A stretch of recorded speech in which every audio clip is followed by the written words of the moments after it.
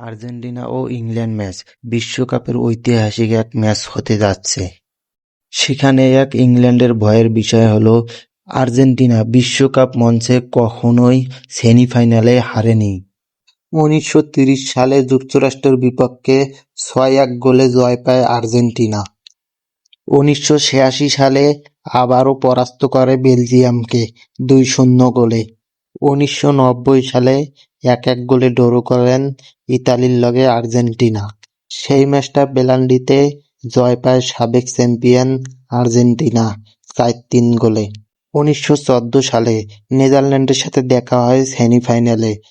সেই ম্যাচে কোনো দলই গোল করতে না পেরে পেনাল্টিতে গড়ায় ম্যাচ।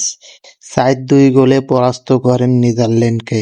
2022 সালে ক্রোয়েশিয়াকে 3-0 গোলে পরাস্ত করেন সাবেক চ্যাম্পিয়ন আর্জেন্টিনা। সেই 2022-এই চ্যাম্পিয়ন হন ফ্রান্সকে হারিয়ে আর্জেন্টিনা। অথচ পরিসংখ্যান দেখিয়ে বোঝা যাচ্ছে যে আর্জেন্টিনা কখনোই সেমিফাইনালে হারেনি। এখন শুধু দেখার পালা ইংল্যান্ডকে পরাস্ত করতে পারে কি না পারে আর্জেন্টিনা।